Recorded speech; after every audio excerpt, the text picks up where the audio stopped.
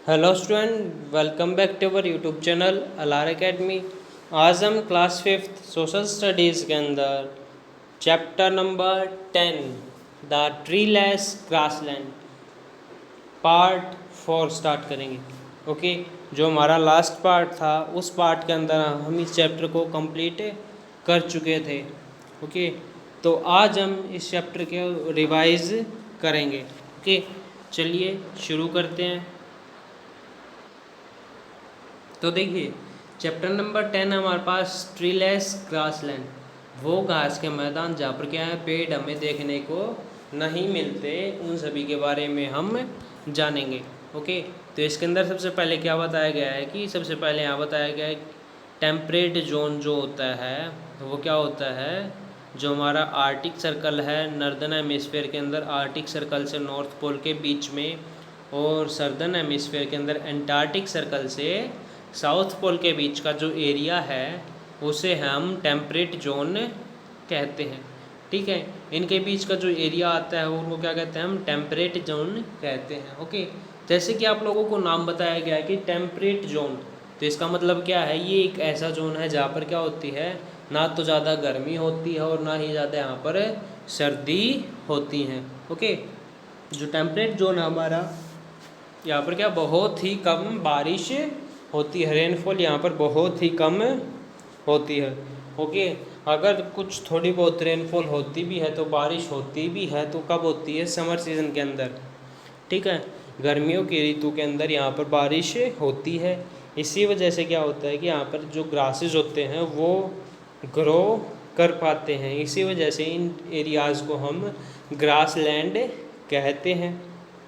ठीक है, जो ग्रासलैंड्स हैं वो क्या है, जितना भी अर्थ के ऊपर जितना भी लैंड एरिया है उसके 1/5 एरिया के ऊपर हमें ग्रासलैंड्स देखने को मिलते हैं। ठीक है, ये सभी क्या है, enormous flat plains grasses with few trees and bushes. ठीक है, ये एक ऐसे ग्रासलैंड्स हैं जहाँ पर क्या है, हमें बहुत सारे घास देखने को मिलते हैं, बहुत ज़्यादा मात्रा के अंदर हमें ग्रासेस देखने को मिलते हैं, लेकिन यहाँ पर जो बुशेस होते हैं, ट्रीज़ होते हैं, वो हमें बिल्कुल भी देखने को नहीं मिलती। बहुत ही कम मात्रा के अंदर यहाँ पर हमें बुशेस या फिर ट्रीज़ देखने को मिलते हैं। ओके, समर यहाँ पर गर्म होती है, विंटर यहाँ पर कोल्ड होती हैं। ठीक है, रेनफॉल यहाँ पर बहुत ही कम होती है, इसी वजह से जो फॉरेस्ट होते हैं यहाँ पर ग्रो नहीं कर पाते, जो जंगल होते हैं वो यहाँ पर ज़्यादा नहीं हो पाते हैं। ठीक है, जो अलग अलग रीजन्स के अंदर अलग अलग टाइप के जो ग्रासलैंड्स हैं वो कौन कौन से हैं, उन सभी के बारे में हम देखेंगे। तो देखिए, सबसे पहले हमारे पास है प्रेरीज। प्रेरीज जो ग्रासलैंड है वो हमारा नॉर्थ अमेरिका के अंदर आता है। उसके बाद है स्टेपीज। स्टेपीज जो ग्रासलैंड है वो रशिया के अंदर आता है। रशिया का मतलब यूरोप और एशिया दोनों के बीच में वो आता है। ठीक है, दोनों कॉन्टिनेंट्स के अंदर वो आता है। ठीक है, पैम्पाज। पैम्पाज हमारा साउथ अमेरिका के अंदर। फोर्थ हमारा वेल्स। वेल्स हमारा इस ग्रासलैंड है वो साउथ अफ्रीका के अंदर आता है। ठीक है, पैम्पाज साउथ अमेरिका के अंदर और जो वेल्स है वो साउथ अफ्रीका के अंदर। ओके, जो ऑस्ट्रेलिया है यहाँ पर हमें द्वंस ग्रासलैंड देखने को मिलते हैं। ठीक है, ये सभी रीजन्स थे जहाँ पर क्या है, हमें अलग अलग जो ग्रासलैंड्स है वो देखने को मिलते हैं। नॉर्थ अमेरिका के अंदर prairies, Russia steppes, South America pampas, South Africa velds और ऑस्ट्रेलिया द्वंस। ठीक है, अब इसके अंदर क्या बताया गया है कि जो एक हमारा कॉन्टिनेंट है एंटार्क्टिका, उसको छोड़कर सभी कॉन्टिनेंट्स के ऊपर हमें ग्रासलैंड देखने को मिल सकते हैं। ओके, ये आपको मैप्स दिखाया गया है जहाँ पर हमें अलग अलग टाइप के जो ग्रासलैंड्स हैं वो देखने को मिलते हैं। ठीक है, फिर नीचे आता है द प्रेरीज। जो नॉर्थ अमेरिका के जो ग्रासलैंड्स हैं उन्हें हम प्रेरीज कहते हैं। ठीक है, जो प्रेरीज है वो नॉर्थ अमेरिका के अंदर क्या है, इंटीरियर के अंदर, बीच के मध्य के अंदर, मिडल के अंदर क्या है, फैले हुए हैं। ओके, ये जो वर्ड हमने निकाला है प्रेरीज, ये कहाँ से लिया गया है, एक फ्रेंच वर्ड है प्रेरी, जिसका मतलब क्या है, large open area of grassland. Prairie word से हमने ग्रासलैंड प्रेरीज का नाम लिया है। ठीक है, जिसका मतलब क्या होता है, बहुत बड़े खुले घास के मैदान। ओके, मैप के अंदर आपको प्रेरीज के बारे में बताया गया है। ठीक है, इसके बाद हमारे पास लोकेशन एंड लैंड। ठीक है, जो हमारा प्रेरीज ग्रासलैंड, इसकी लोकेशन क्या है, यह कैसी ज़मीन है। ठीक है, जो प्रेरीज ग्रासलैंड है वो क्या है, कनाडा से मैक्सिको के अंदर, नॉर्थ अमेरिका के अंदर, जो कनाडा से लेकर मैक्सिको तक ये फैला हुआ है, जो कि क्या है, पूरी तरीके से नॉर्दर्न हेमिस्फीयर के अंदर लाई करता है। ठीक है, ओके। इसके बाद क्या बताया गया, यहाँ पर दो तरह की रिवर्स, टू रिवर्स जो यहाँ से फ्लो करती हैं। इस ग्रासलैंड के अंदर से दो रिवर्स हैं वो फ्लो करती हैं। कौन कौन सी रिवर्स हैं, मिसिसिपी और मिसूरी। ओके, इसके बाद हमारे पास है climate and agriculture. Climate and agriculture के अंदर क्या बताया गया है कि जो प्रेरीज का जो क्लाइमेट हो कैसा है, एक्सट्रीम है। विंटर्स यहाँ पर कोल्ड होती हैं, समर यहाँ पर हॉट होती है, रेनफॉल यहाँ पर मॉडरेट होती है। ठीक है, इसके बाद क्या बताया गया है, यहाँ पर का जो क्लाइमेट है, जहाँ का जो वातावरण हो क्या है, ट्रीज़ को ग्रो करने के लिए सूटेबल नहीं है। ट्रीज़ को उगाने के लिए यहाँ पर सूटेबल क्लाइमेट हमें देखने को नहीं मिलता। अगर प्रेरीज के अंदर हमें कहीं पर पेड़ दिखाई देते हैं तो वो सिर्फ कहाँ दिखाई देते हैं, ये जो दो रिवर्स हैं हमारी, मिसिसिपी और मिसूरी, यहाँ इनके जो तट हैं, बैंक हैं, उनके नज़दीक ही हमें ट्रीज़ देखने को मिलते हैं। ओके, स्प्रिंग सीजन के अंदर क्या है, यहाँ पर क्या है, बहुत ही जल्दी से जो ग्रासेस होते हैं बहुत ही जल्दी ग्रो करते हैं। किस वजह से ग्रो करते हैं, क्योंकि अगर यहाँ पर क्या होता है, विंटर सीजन के अंदर यहाँ पर बर्फ़ जमी हुई होती है।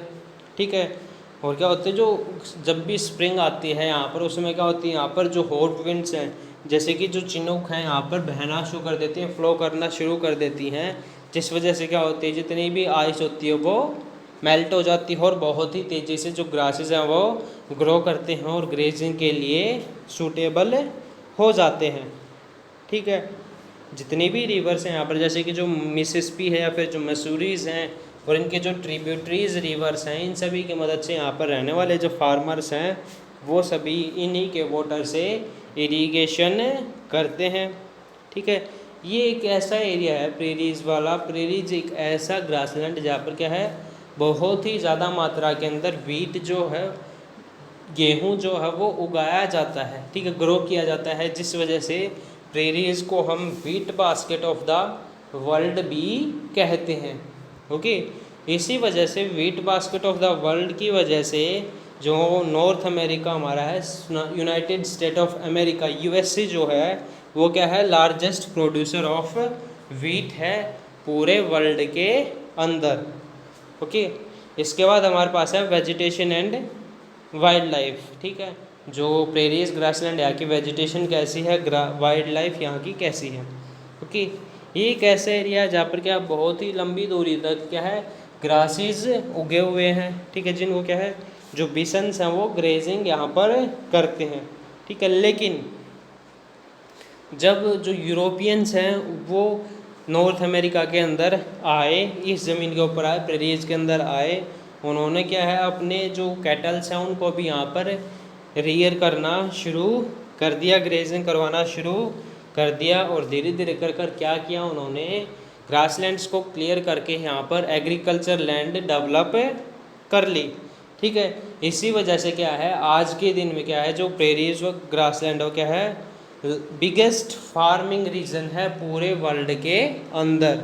ओके, अलग अलग टाइप्स के यहाँ पर एनिमल्स रहते हैं, स्मॉल एनिमल्स भी हैं, बिग एनिमल्स भी हैं, जैसे कि जो डॉग्स हैं, सुसिल्क्स हैं, यहाँ पर रहते हैं।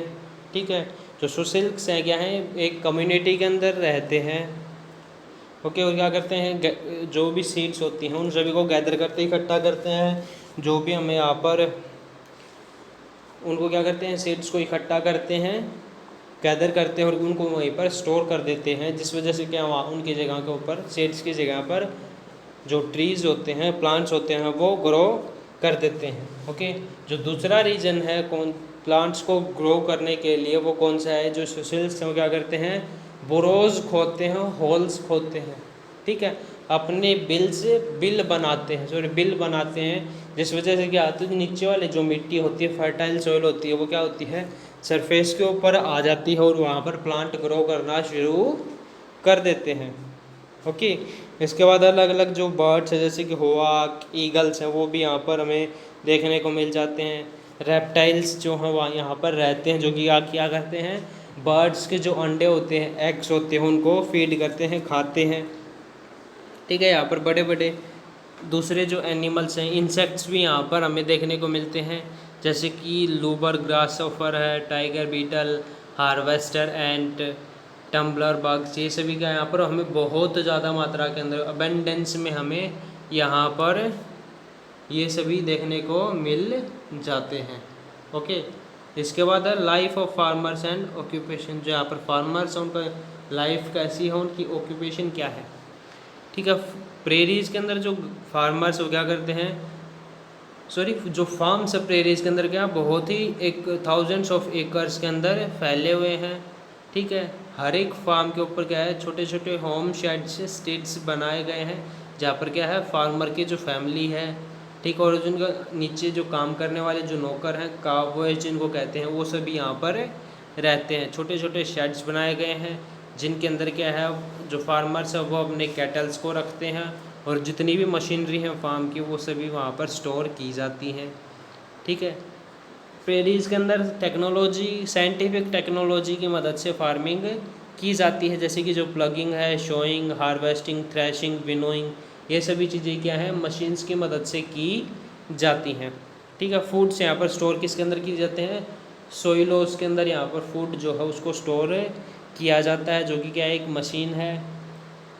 ठीक है, बड़े बड़े जो हार्वेस्टर्स हैं, मशीन, ऐसी मशीन्स यूज़ की जाती हैं जो कि क्या है 100 लोगों का काम एक समय में कुछ ही घंटों के अंदर वो कर देती हैं।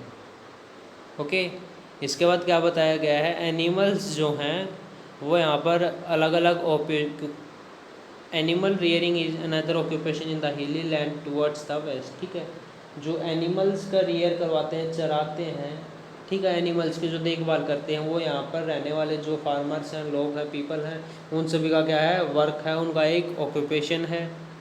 ठीक है, सोइल यहाँ पर क्या है ज़्यादा फर्टाइल नहीं होती है, कैटल्स को यहाँ पर रियरिंग की जाती है। ठीक है,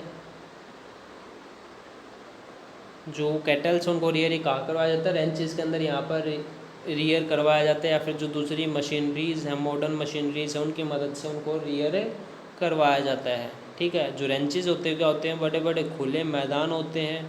ठीक है, cattles are reared for meat which is consumed locally और एक्सपोर्टेड टू यूरोप। ठीक है, जो कैटल्स यहाँ पर ये रियर करवाते हैं, पालते हैं। ठीक है, उनको क्या है मीट, उनसे क्या है उनको क्या मिलता है, मीट मिलता है। ठीक है, जिन कैटल्स को ये रियर करवाते हैं, जिनका ये पालन पोषण करते हैं, उनसे उनको क्या मिलता है, मीट मिलता है, जिसको वो खुद भी यूज़ करते हैं और यूरोप के अंदर भी एक्सपोर्ट करते हैं। ठीक है, जो एनिमल्स उनको रियर यहाँ पर मिल्क और मिल्क प्रोडक्ट्स के लिए करवाया जाता है। ठीक है, अलग अलग जो बड़े बड़े डेयरी फार्म्स हैं जिनके अंदर क्या बहुत ही बड़ी बड़ी जो मशीन्स लगी होती हैं वो यहाँ पर हमें देखने को मिल जाते हैं। ठीक है, प्रेरीज के अंदर अलग अलग जो मिनरल्स हैं वो भी हमें देखने को मिलते हैं, जैसे कि जो लिग्नाइट है, कोल है, मिनरल ऑयल है। ठीक है, ये सभी चीज़ें हमें अलग अलग टाइप्स के जो मिनरल्स हैं वो देखने को मिलते हैं। ठीक है, और क्रशिंग और ऑयल रिफाइनरीज यहाँ पर बहुत ज़्यादा डेवलप हुई हैं, जिससे क्या है इंडस्ट्रीज़ के लिए बहुत ज़्यादा ज़रूरी हैं। ठीक है, यहाँ पर सबसे जो इम्पोर्टेंट इंडस्ट्रीज़ हैं ऑयल रिफाइनरीज और क्रशिंग के साथ साथ वो कौन सी हैं, मीट पैकिंग और फ्लोर मिल्स, जो आटा बनाने के जो मिल्स हैं, या फिर जो मीट पैकिंग, मीट को पैक करने की जो इंडस्ट्रीज़ हैं, यहाँ पर क्या है सबसे इम्पोर्टेंट इंडस्ट्रीज़ के अंदर वो आती हैं। ओके, तो आप लोगों का जो चैप्टर है, chapter number 10 the treeless grassland, यहाँ पर कंप्लीट होता है। ओके, जब भी हमारी नेक्स्ट क्लास आती है उस समय हम इस चैप्टर के जो न्यू वर्ड्स हैं, पॉइंट टू रिमेंबर्स हैं, या फिर जो एक्सरसाइज है इस चैप्टर की, वो सभी चीज़ें हम करेंगे। ओके, तो मिलते हैं नेक्स्ट क्लास के अंदर।